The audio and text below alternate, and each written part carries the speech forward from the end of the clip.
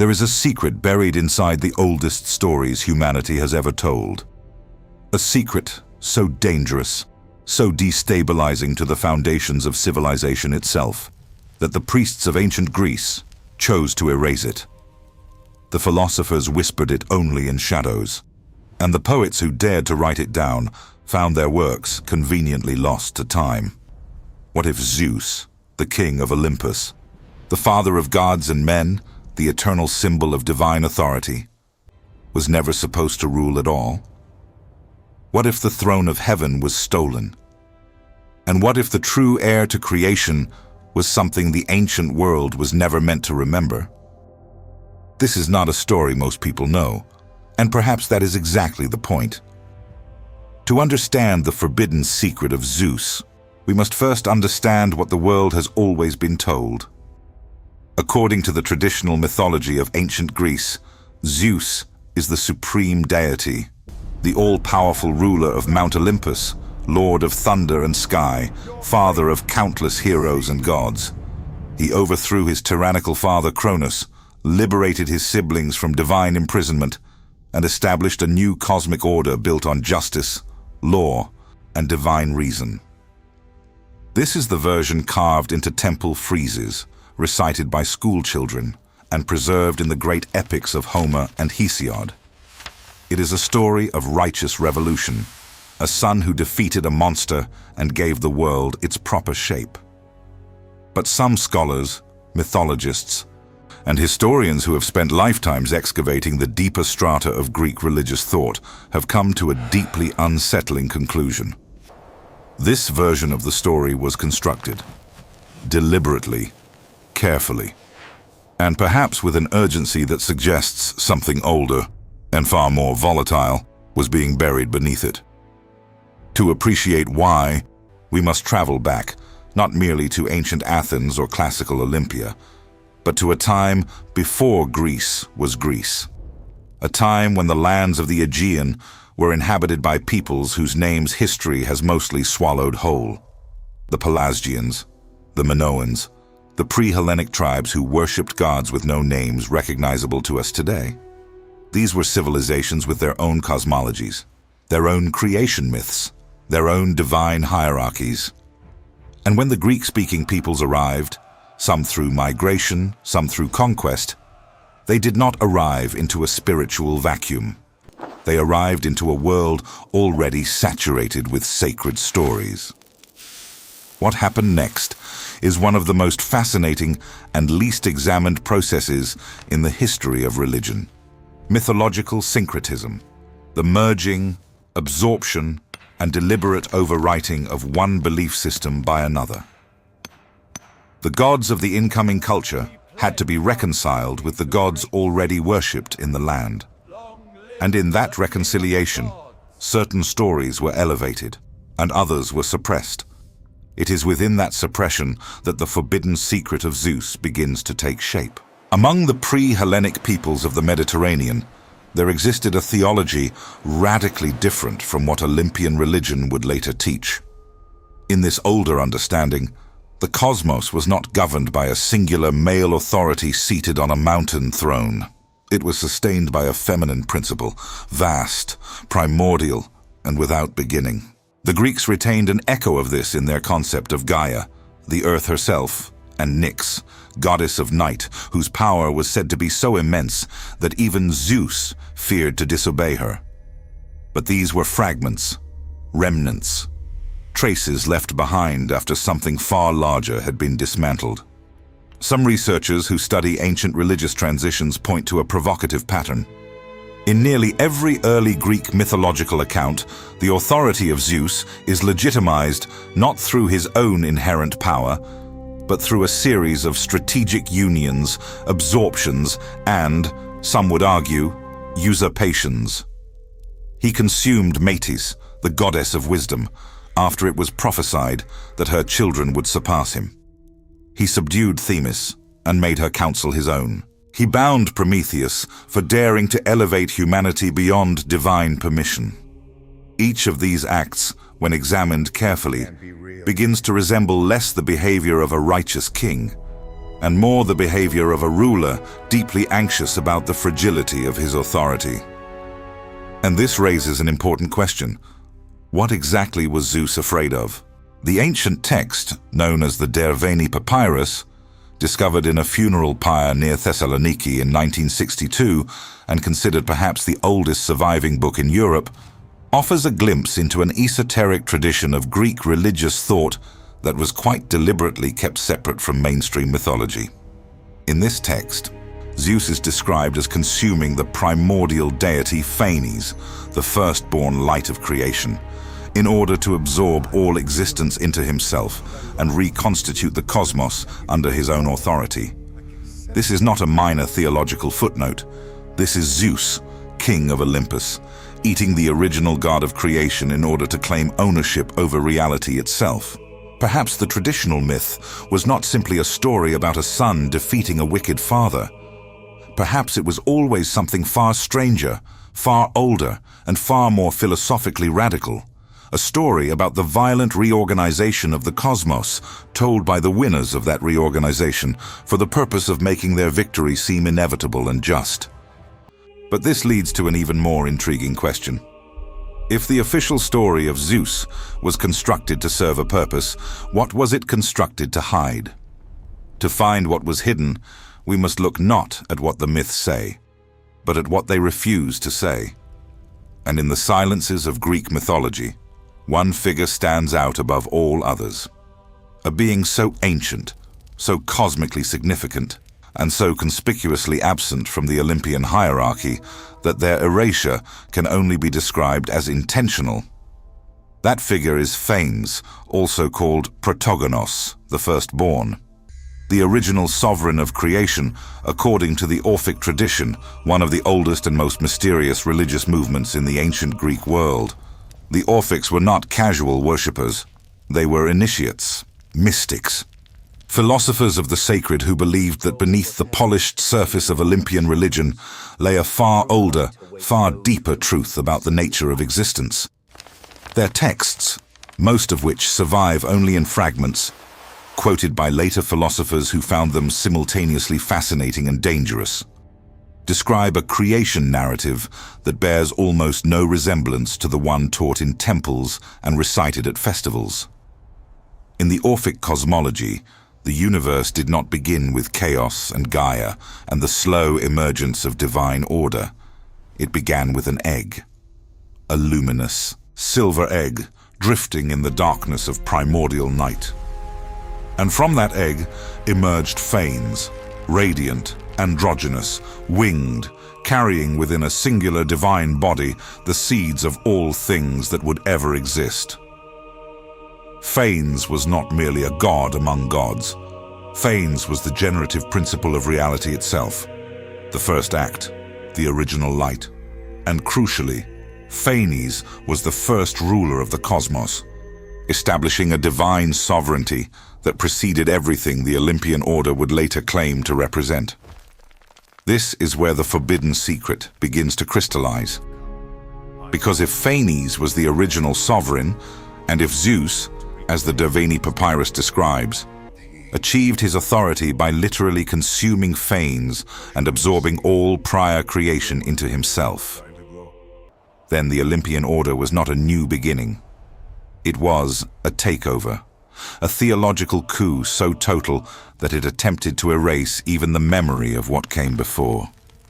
Some scholars of ancient religion have gone further still, suggesting that the Orphic tradition preserved memories of a genuine theological transition, perhaps even a historical one, in which an older religious system centered on primordial, non-anthropomorphic divine powers was systematically displaced by the personalized, hierarchical, politically useful mythology of the Olympians. The gods of Olympus, in this reading, were not eternal truths. They were administrative decisions, divine bureaucracy imposed upon a cosmos that had once been understood in far more fluid, far more mysterious terms. But at what cost? And this forces us to reconsider what we thought we knew about the function of Zeus himself. Consider the myth of Prometheus, arguably the most philosophically charged story in all of Greek mythology. Prometheus, a titan and therefore a figure from the older divine generation, steals fire from the gods and gives it to humanity.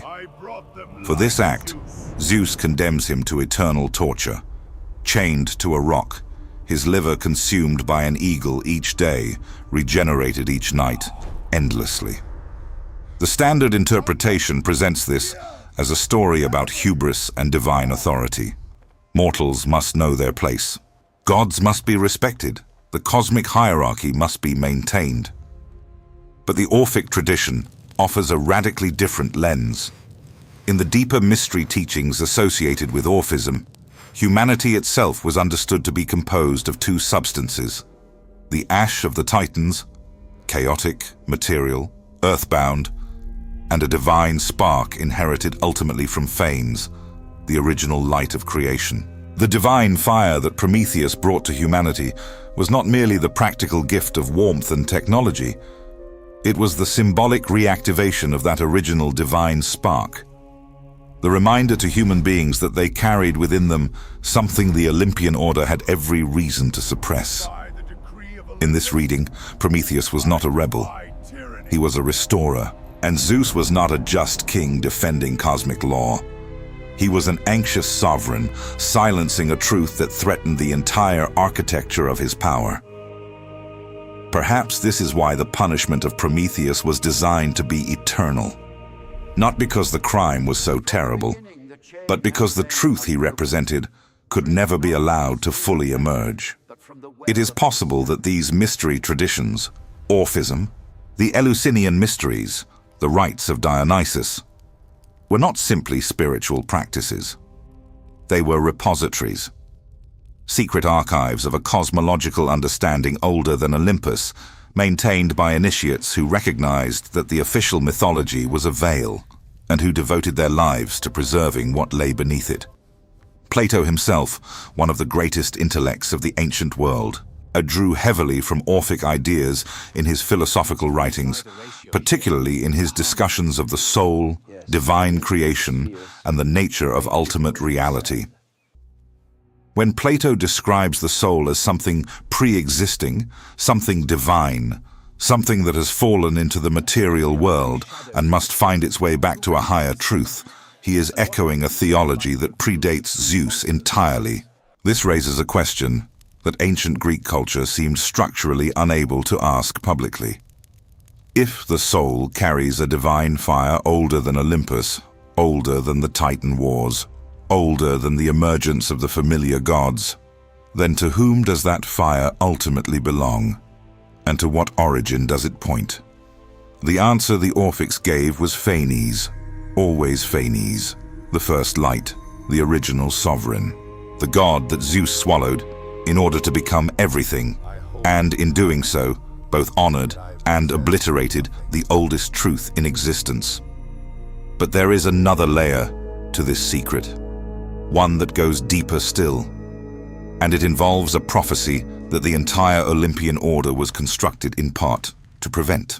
According to fragments of Orphic theogony preserved in the writings of Neoplatonic philosophers like Proclus and Damascus, the consumption of Phanes by Zeus was not simply a power grab, it was also a desperate act of cosmic preemption. There existed in this tradition a prophecy, older than Zeus, older than the Titans, perhaps older than the gods themselves, that the age of Olympus would end. That the divine sovereignty claimed by Zeus was not eternal, but cyclical. That the original light of Phanes, swallowed but never destroyed, would one day re-emerge, reconstituting the cosmos in a form that the Olympian order could neither predict nor control.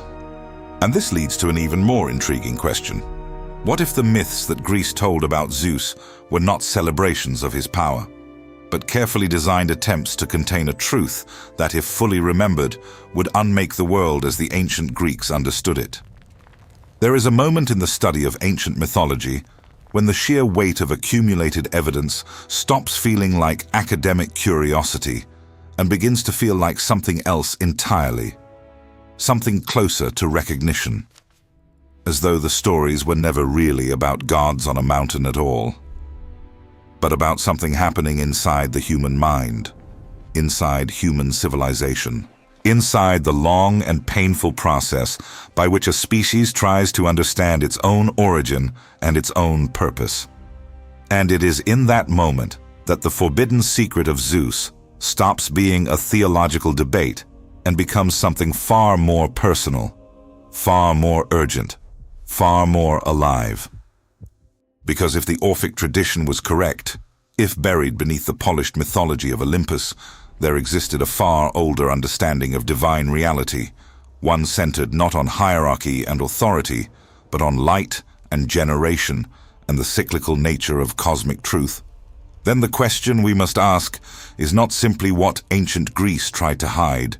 The question is why it matters that they tried to hide it at all. To approach an answer, we must examine one final and extraordinary piece of this ancient puzzle.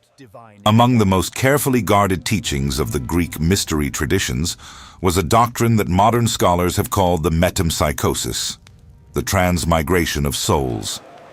The belief, shared by Orphics and Pythagoreans alike, that the divine spark within each human being was not born with the body and did not die with it.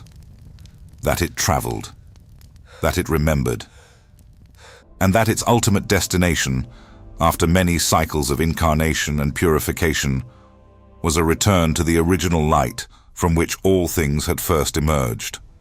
That original light, in Orphic theology, was Phanes.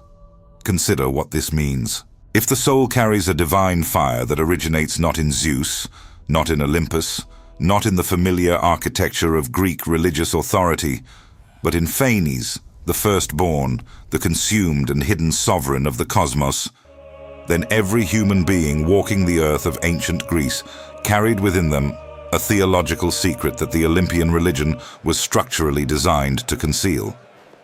Not because the priests were evil, not because the myths were lies in any simple sense, but because the full truth of human divine origin was so radically equalizing, so fundamentally subversive of every hierarchy, divine and human alike, that its open acknowledgement would have dissolved the foundations of the social and religious order that Greek civilization depended upon. This is perhaps why the mystery traditions were mysteries, why initiation was required, why the deepest teachings were never written down in forms accessible to the general population, why Socrates could be executed for impiety and corrupting the youth, because the philosophical tradition he represented was circling dangerously close to truths that the official culture of Athens could not afford to let fully surface. And this forces us to reconsider the figure of Zeus in an entirely new light. Not as a tyrant, not even simply as a usurper, but as something more complex and more tragic, a sovereign who achieved total power at the precise moment of consuming the one thing that made power meaningful. When Zeus swallowed Phanes, he absorbed all of creation. He became, in a sense, everything. But in becoming everything, he also became the keeper of a secret he could never reveal without destroying himself. The light of Phanes burned inside the king of Olympus, unextinguished, unassimilable, a truth too large to be contained by even the most powerful god in the Greek imagination. Some researchers who have studied the deeper philosophical dimensions of Greek mythology have noted something quietly remarkable about the way Zeus is portrayed even in mainstream mythological accounts. Despite his omnipotence, despite his thunderbolt and his absolute authority, Zeus is almost never at peace. He is perpetually anxious, perpetually managing threats, consuming prophesied rivals, binding those who know too much, punishing those who give too generously to humanity. For the most powerful being in the cosmos, Zeus spends a remarkable amount of divine energy trying to prevent something. And it is perhaps possible that what he was always trying to prevent was not a rebellion from outside, but a remembering from within. The Orphic gold tablets, thin sheets of hammered gold found in graves across the ancient Greek world, from Italy to Thessaly, offer what may be the most intimate surviving glimpse into this hidden theology. Placed with the dead as instructions for the journey of the soul, these tablets describe the afterlife not as a realm presided over by Olympian authority, but as a landscape of memory and forgetting, where the soul must remember its true origin in order to complete its journey. The tablets instruct the deceased soul to avoid the pool of forgetfulness, lethe, and instead to drink from the pool of memory, mnemosyne. To declare, upon arriving at the threshold of the underworld, I am a child of earth and starry heaven. But my true lineage is of heaven alone, not Zeus, not Olympus, not the familiar names of official Greek religion. Something older, something that predates the Olympian dispensation entirely. Something that the gold tablets dare to remember precisely because they were buried with the dead, hidden from the living world that enforced the official story. It is possible that this is what ancient Greece was truly trying to hide. Not a scandal, not a crime, but a cosmology. A way of understanding human beings and their place in the universe so fundamentally different from the one that official religion endorsed that it could only survive underground. Literally, in the case of the Orphic tablets, passed quietly from initiate to initiate, philosopher to philosopher, across the centuries. And perhaps this is what makes the forbidden secret of Zeus not merely a historical curiosity, but something that resonates across the entire span of human civilization. Because the tension it describes, between official stories that serve power and older truths that serve something less nameable, less controllable, more luminous, is not a tension unique to ancient Greece. It is a tension that appears in every culture, in every age, wherever human beings have tried to organize themselves around a shared story of who they are and where they come from. The myths that survive are always the myths that someone decided should survive. The truths that persist are always the truths that someone decided were safe enough to let persist. And the truths that vanish, that are buried in papyrus and burned in pyres and inscribed on gold and hidden with the dead, those truths have a peculiar habit of surfacing again, unexpectedly, inconveniently, with the quiet insistence of something that was never truly extinguished. Zeus swallowed the light of Phanes. He absorbed all of creation in a single act of divine consumption. He reconstituted the cosmos under his own authority and declared it good. But the light he swallowed was not his to own. And the souls walking the earth of ancient Greece, the initiated and the uninitiated alike, carried fragments of that original fire in their deepest selves, perhaps without ever knowing exactly what they carried or where it came from. Which leaves us, finally, with the question that the Orphic initiates were perhaps always trying to ask. The question that Plato approached from the edges of philosophy without ever quite arriving at its center. The question that the gold tablets inscribed for the dead because the living world was not yet ready to hear it. If the first light of creation was swallowed but never destroyed, if it burns still, distributed across every soul, every stone, every fragment of a universe that was once a single radiant being, then what exactly are we? And what might we remember? If we ever found the courage to drink from the pool of memory instead of the pool of forgetting. Perhaps the real secret of Zeus was never about Zeus at all. Perhaps it was always about us.